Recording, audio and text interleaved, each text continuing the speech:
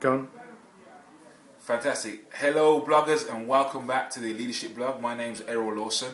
I'm a minister, leadership coach and author of Do Something, 7 Steps to Get You From Being Street Smart to World Smart.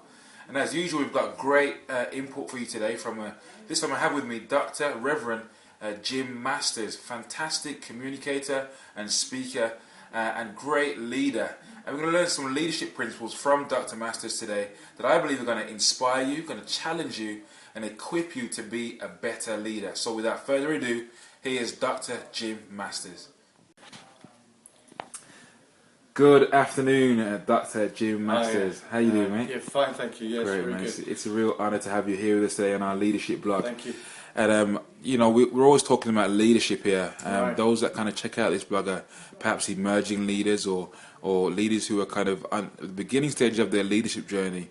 And I just want to really inspire them and encourage them. If you're going to share this, first of all, what is a leader to you? What is a leader? How do you define a leader or leadership? Yeah, well, a leader is normally, for me, it's somebody who's able to inspire. It's often not to do with someone who's autocratic or trying to put something on somebody else. It's somebody who inspires something into somebody so that they follow. I always say this, if you're a leader, well, look behind you and see who's leading. And if nobody's following you, then you're just going for a walk. Mm-hmm. That's great, that's great. And so what are in your journey, I know you've got a great kind of academic background and a lot of experience in leadership. But what have been the fundamental principles that you've had to adapt into your life to help you to get to where you are today as a leader? It's been willing to learn. I'm still learning, even at this age, almost coming up to 50. I am still learning. I've managed finance, large amounts of finance. I've managed a number of people, but it's just learning, and I'm always learning. I develop myself almost every year to learn something, a course. I've almost done a course every year till about 3 years ago, and then I've just stopped because I'm very busy. But I would say to every leader, don't ever stop developing, don't ever stop reading. Still read, learn from somebody else, even from people who are inexperienced. You can still learn from those and use those scenarios to make your life a better life. That's great, that's brilliant. And just to hone in on that a bit, what kind of, when you say to keep learning, how can people practically what can they do now to develop that habit and culture of learning? Well, what I say is that look around to see who's mentoring you and also who's fathering you in one sense, because that's important. That's number one important, because you'll be accountable to them. They will talk into your life and they will challenge you in all sorts of things. I've had my mentors challenge me, and sometimes I come out this small, but then I'm elevated and I feel really good afterwards because I know they're doing it for my sake. They want me to be a better person, and I want to be a better person, especially for the Lord. So, don't ever be afraid for someone to actually tell you something you're doing wrong, and take it on the chin and move forward with it. That's great, that's great. And are there any other, if you can just give us another couple, and I'll stretch a bit further. I know you said there that we need to keep learning and be those who are lifelong learners. But what else has helped you as a leader? What principles or values have helped you to become the man that you are today? I think in the culture that we're in today, even in business or in church, things are changing so much. And we can either run away from those changes or we can adapt. And adapting is one key of leadership today. If you're a person who can adapt to those changes, are willing to change the wineskin because new wine is being poured in, right, then good things will start to happen. That's fantastic. And so again about change, what are the ramifications, and why is it important to be that kind of flexible leader, if you like? Why is that important?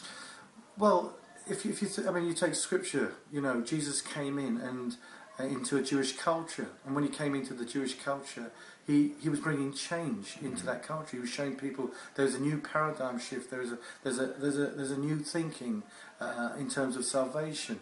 So if people can change their minds, the greatest thing I've ever seen is a leader who follows you, and then they've got ideas, but their minds change because they've learned to develop new thinking, new ways of looking at things. Right. You can't have the old ways all the time. Some of the old ways are good. We don't belittle the old ways, but we have to move on. So an emerging leader who's watching this now, maybe they're in a situation where they sense that change is needed, but they're serving somebody who's perhaps not willing to change or willing to sort of be flexible, as you described there, or to even keep learning, as you described earlier. What advice do you give to that emerging leader in that position? Well, I think of Joshua, and I think he must have thought sometimes when Moses was moving the people into the promised land, he must have thought, well, cool, come on, Moses, you need to lighten up a bit. You need to move the people into the promised land. Why are we wandering so long? But Joshua, you can see, stuck with Moses. In fact, if you look at hundreds of growing churches that are over 1,000 these days, the second man has always been with them for almost 20 to 25 years. Yet you can bring some of that creativity into the older leader or the more mature leader as well. Because we're looking for younger guys that will also change us as well. So it's a 360 degrees kind of an event that happens to us. Yeah. That's great. I like the sound of that. And just a final word of encouragement, if you would, for a young leader who's watching today. Perhaps they're not they've got the great desire, they've got passion and vision, but they're not sure how to move forward from where they're at. Just a word of encouragement for them. Yeah, I would say take that passion, take all that enthusiasm, right, and try to use it for a while where you are, right? Bring it out where you are. A lot of people move on, a lot of people run away. We get the Jonah situation where people try to run away. But we don't want that to happen. You don't want that to happen.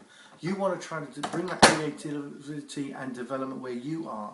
So something new gets bolted on to the place where you go. Why move on to something which is uncomfortable when you are in a comfortable place and you can mature and grow and got the resources around you? That's awesome. So just to summarise, and I'm hearing there 3 key things today. I'm hearing that we need to be constant learners, constantly learning, lifelong learners. And we need to be willing to change and to grow and to do things differently where we need to do that. And also just to serve faithfully underneath those who are leading above us, even when it gets difficult at times and we feel like moving on. That's fantastic. Is there anything else you wanted to add, Jim, while we're there? Yeah, just to say to all those that are in a kind of leadership position, stick with it.